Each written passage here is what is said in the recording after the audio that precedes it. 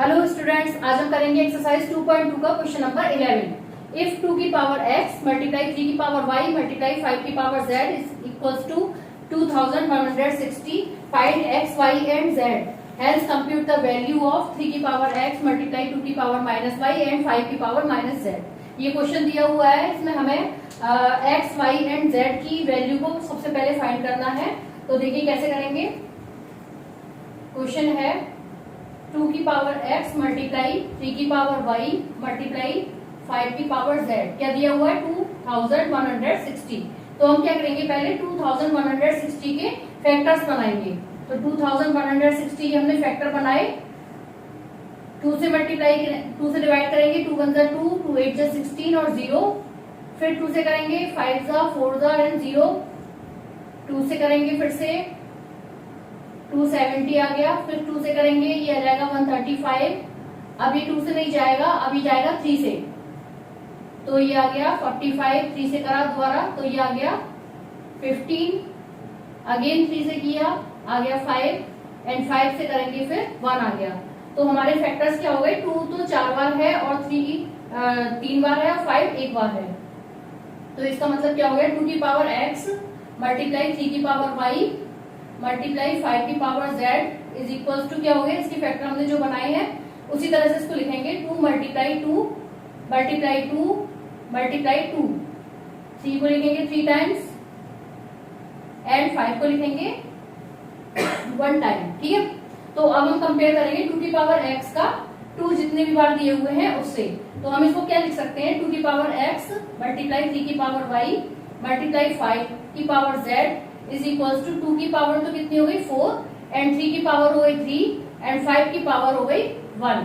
तो x की value क्या हो जाएगी? 2 की पावर x किसके इक्वल है? 2 की पावर 4 के। तो हम लिखेंगे 2 की power x is equals to 2 की पावर 4। तो x की जो वैल्यू है वो कितनी आ गई? 4। इसी तरह से y की निकाल लेंगे। y इज इक्वल्स टू क्या आ जाएगा? 3 एंड z इक्वल्स टू हो गया 1। ठीक है, तो यहाँ पर हमने फर्स्ट पॉइंट जो इसमें पूछा जा रहा था कि x, y, z को फाइंड करना है, तो उसको हमने फाइंड किया है। तो x, y, z की वैल्यू हमने निकाल ली। अब हमें सेकंड पॉइंट में देखना है hence compute the value of. तो अब हमें ये जो दिया हुआ है इसकी पूरी वैल्यू को फाइंड करना है। तो देखिए किस तरीके से करेंगे। नाउ 3 की पावर x मल्टीप्लाई 2 की पावर माइनस y मल्टीप्लाई 5 की पावर माइनस z। ठीक है, तो अब हम x, y, z की वैल्यू तो फाइंड कर चुके हैं। तो अब हम क्या करेंगे कि यहाँ पर x, y, z की वैल्यूज को रख देंगे जो हमने फाइंड की है। तो x की वैल्यू कितनी है? 4। ठीक है, तो 3 की पावर क्या हो गई यहाँ पर? 4 एंड 2 की पावर माइनस y की वैल्यू है 3। तो y की जगह हमने रख दिया 3। इसी तरह से 5 की पावर माइनस z की वैल्यू जो है वो कितनी आएगी? 1। ठीक है, तो 3 की पावर 4 है, तो इसको हम 4 टाइम्स मल्टीप्लाई कर देंगे। और 2 की पावर जो है वो माइनस में दी हुई है, तो हम क्या करेंगे? इसको प्लस में करने के लिए 1/2 को 3 टाइम्स यहाँ पर मल्टीप्लाई कर देंगे। ठीक है, हम क्या कर देते हैं? रेसिप्रोकल कर देते हैं जब हमारी पावर माइनस में होती है। तो 2 की पावर 3 को हमने नीचे 3 टाइम्स मल्टीप्लाई कर दिया। इसी तरह 5 की पावर भी -1 है, इसको भी हम नीचे एक बार मल्टीप्लाई कर देंगे। तो अब देखिए क्या आ जाएगा इसमें? 81 डिवाइड बाय 40। तो ये आंसर हो गया जो सेकंड पॉइंट में पूछा गया था। ठीक है, next question, question number 12। If 1176 is equals to 2 की पावर a, 3 की पावर b एंड 7 की power c, find the values of a, b, c। ये भी पिछले क्वेश्चन की तरह ही है, क्वेश्चन नंबर 11 की तरह। तो इसमें भी हमें a, b, c की वैल्यू को पहले फाइंड करना है, उसके बाद जो दिया हुआ है उसकी वैल्यू को फ्रैक्शन के रूप में फाइंड करना है। तो देखिए किस तरीके से करेंगे। पहले लिखेंगे 1176 इसके इक्वल है 2 की पावर a मल्टीप्लाई 3 की पावर b एंड 7 की पावर c के। तो हम क्या करेंगे? सबसे पहले 1176 के फ्रैक्शन को बनाएंगे, सॉरी इसके फैक्टर्स बनाएंगे हम। तो 2 से डिवाइड करेंगे, फिर से 2 से करेंगे,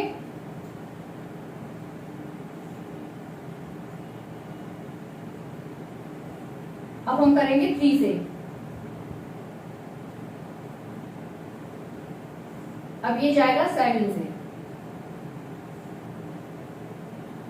ठीक है, तो जो फैक्टर्स 1176 के हैं वो क्या हो गए? 2 की पावर तो 3 हो गया, क्योंकि 2 को 3 टाइम्स लिखा हुआ है यहाँ पर, तो 2 की पावर कितना हो गया 3, एंड 3 की पावर 1 हो गया, एंड 7 की पावर कितना हो गया 2 इज इक्वल टू कितना है 2 की पावर a मल्टीप्लाई 3 की पावर b मल्टीप्लाई 7 की पावर c।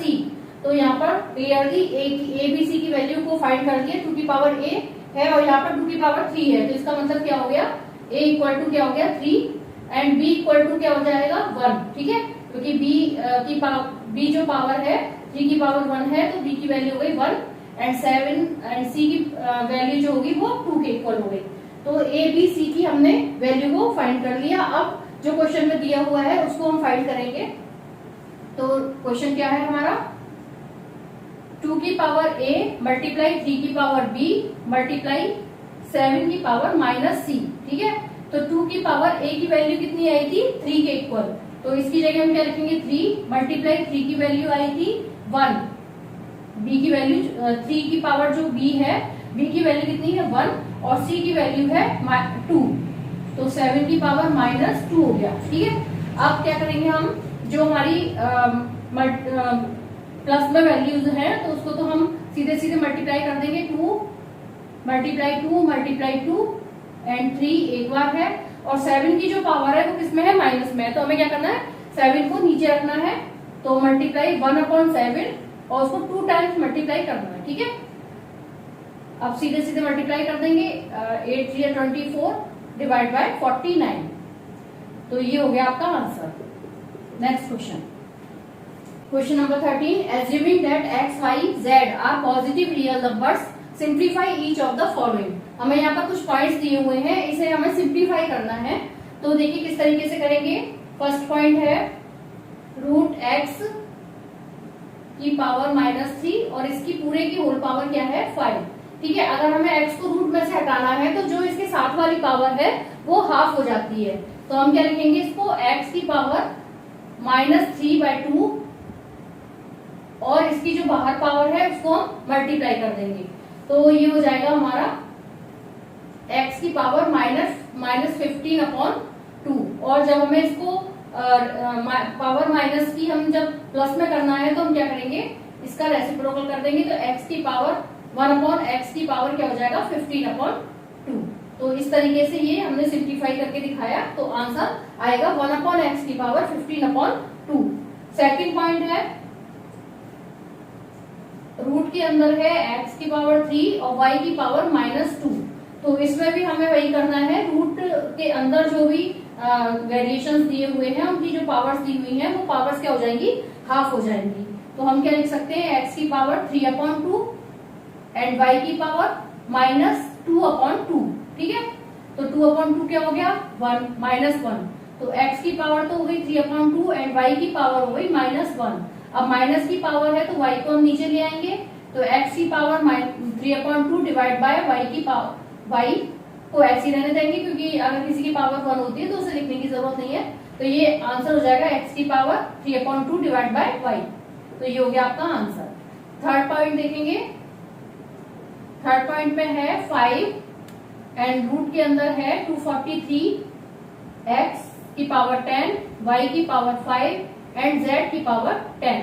अब हम क्या करेंगे इसमें, जब इस तरीके से हमें रूट के बाहर ये 5 दिया हुआ है तो रूट हटाने के लिए ये जो दी हुई है 5 दिया हुआ है इसको हम दूसरी साइड ले जाकर 1/5 लिख सकते हैं, तो ये हमारा हो जाएगा 243, x की पावर 10, y की पावर 5, z की पावर 10 और पूरे की होल पावर क्या होगा 1/5। तो अब हम क्या करेंगे 243 के पहले तो फैक्टर्स बनाएंगे, तो 243 के अगर हम फैक्टर्स बनाते हैं तो हमारे किस तरीके से बनेंगे 3 8 जा 24, 3 1 जा एंड 3 2 जा 3 7 जा 3 9 जा, तो ये 3 जो है वो कितनी बार आ गया 5 टाइम्स आ गया, ठीक है। तो अब हम क्या लिखेंगे इसको 3 की पावर क्या हो गई 5 एंड x की पावर हो जाएगी 10, वो तो दिया ही हुआ है, y की पावर 5 एंड z की पावर 10, इसकी पूरे की होल पावर दी हुई है 1/5। तो ये जो 1/5 पावर है वो सभी के लिए है, तो हम सबके लिए कैसे करेंगे 3 की पावर 5 दी हुई है मल्टीप्लाई 1/5 हो गया, इसी तरह से x की पावर 10 थी उसमें भी हम 1/5 का मल्टीप्लाई करेंगे, y की पावर 5 है इसमें भी 1/5 का मल्टीप्लाई हो जाएगा, इसी तरह से z की पावर 10 है, इसमें भी 1/5 का मल्टीप्लाई हो जाएगा। तो 5 से 5 कैंसिल हो गया, ये 5 से 2 टाइम्स हो गया, 5 से 5 एंड 5 से ये भी 2 टाइम्स हो गया। तो अब हमारे पास क्या बचा 3, x की पावर 2 हो गई, y एंड z की पावर भी 2 हो गई। तो ये हो गया हमारा आंसर। ठीक है, अब देखते हैं फोर्थ पॉइंट। फोर्थ पॉइंट में है x की पावर तो है -4 एंड y की पावर है -10 और इस पूरे की जो होल पावर है वो कितनी दी हुई है 5/4। ठीक है, तो जो 5/4 है वो अंदर की दोनों ही पावर्स के लिए, यानी कि x की जो पावर है उसके लिए उसमें ही मल्टीप्लाई होगा 5/4 का एंड y की जो पावर है उसमें भी होगा। तो हम क्या लिख सकते हैं इसे, x की पावर -4 मल्टीप्लाई 5/4 एंड y की पावर है -10 मल्टीप्लाई 5/4। ठीक है, तो 4 से तो 4 कैंसिल हो गया, -1 टाइम्स, तो ये हो जाएगा x की पावर -5 डिवाइड बाय इसको 2 और ये 5 इस तरह से हो जाएगा। तो ये हो जाएगा y की पावर -25/2। अब देखिए यहाँ पर दोनों ही x की पावर भी माइनस में है और y की पावर भी माइनस में है, तो हम इसको क्या करेंगे, उल्टा करेंगे पावर वेरिएशंस को। तो y की पावर हो गई 25/2 डिवाइड बाय x की पावर हो गई 5। तो ये हमारा आंसर हो गया। लास्ट पॉइंट देखते हैं। लास्ट पॉइंट है 5th, √2 डिवाइड बाय √3, इसकी होल पावर दी हुई है 5 एंड सेकंड ब्रैकेट में 6/7, इसकी होल पावर है 2। तो देखिए जब हमें रूट हटाना होता है तो हम पावर्स को क्या करते हैं, हाफ कर देते हैं। तो क्या हो जाएगा, ये 2/3 की होल पावर 5/2, ये हमारी हाफ पावर हो गई। इसी तरह से 5/2, ठीक है, 6/7 की पावर दी हुई है 2। ठीक है, तो अब हम इसे कैसे लिखेंगे, 2/3 की 2 की पावर भी 5 है एंड 3 की पावर भी 5 है और बाहर हाफ पावर है, तो 1/2 इस तरीके से भी हम इसको लिख सकते हैं, क्योंकि 5 को हमने अंदर ले लिया और 1/2 को बाहर। मतलब एक ही है, क्योंकि 5 को अगर हम एक साथ लेंगे तो भी वो 5/2 हो जाएगा, इधर भी 5/2 हो जाएगा। तो हमने इसको इस तरीके से लिख लिया। अब सेकंड ब्रैकेट में 6/7 की पावर कितनी है 2। अब 2 को हम 5 टाइम्स लिखेंगे, 2 मल्टीप्लाई 2 डिवाइड बाय, इसी तरह से 3 को भी 5 टाइम्स लिखेंगे,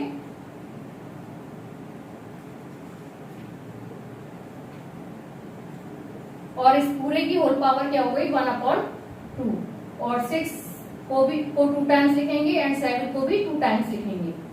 ठीक है, तो इसको मल्टीप्लाई करेंगे, ऊपर 32 हो गया,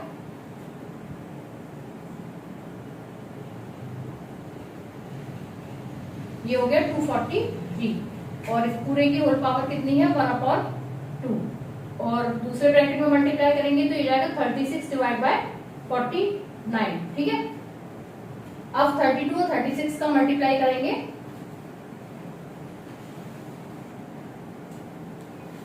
देखिए 5th पॉइंट है √2 डिवाइड बाय √3 की होल पावर दी हुई है 5 एंड 6/7 की होल पावर दी है 2।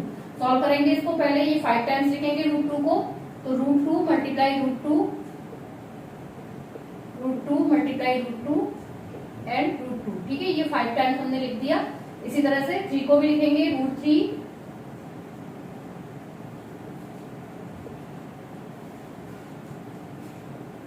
ठीक है, ये हमने 5 टाइम्स लिख लिया। इसी तरह से 6/7 को भी लिखेंगे 2 times, 6 multiply 6 divide by 7 multiply 7। ठीक है, अब ये जो 2 √2 है तो इसकी जगह हम क्या लिखेंगे, एक 2 आ जाएगा, इसी तरह से यहाँ से भी 2 आ जाएगा और एक √2 हमारा ये बचा हुआ है, इसको हमने लिख दिया। इसी तरह से 2 √3 के जो पेयर हैं वो उसके लिए सिंगल 3 आ जाएगा एंड दूसरी बार भी 3 आ जाएगा एंड फिर आ जाएगा √3 मल्टीप्लाई 6 डिवाइड बाय 7 मल्टीप्लाई 7। ठीक है, तो अब जो चीज कैंसिल हो सकती है उसे कैंसिल कर देंगे, 3 से चला जाएगा, 3 2 जा 6 एंड 3 2 जा 6, ये भी चला गया।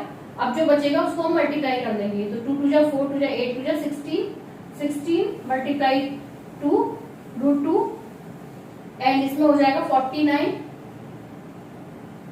√3। ठीक है, इतना हमने अभी यहाँ तक कर लिया। अब हम क्या करेंगे, कि जैसे यहाँ पर √2 है, तो अगर हम 16 को भी रूट में लिखें तो 16 को हमें 2 टाइम्स मल्टीप्लाई करना पड़ेगा, ठीक है। तो 16 का जो स्क्वायर होता है वो कितना होता है 256 और मल्टीप्लाई 2, इस तरीके से हम इसे लिख सकते हैं, रूट में आ गया ये।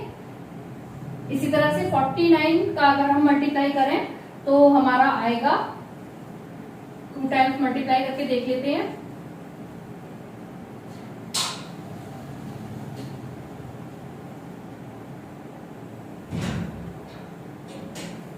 टू 401, तो 2401 हमने लिख दिया मल्टीप्लाई 3, क्योंकि हमने ये रूट के अंदर किया है तो इसका 16 को तो 2 टाइम्स मल्टीप्लाई करने पर किया है, क्योंकि जब हम इसका दोबारा से रूट लेंगे तो हमारा 16 आ जाएगा। तो अब हम क्या करेंगे कि दोनों का मल्टीप्लाई कर देंगे।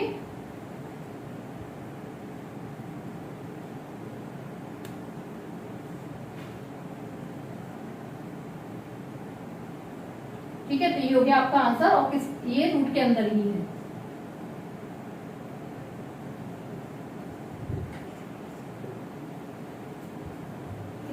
Thank you.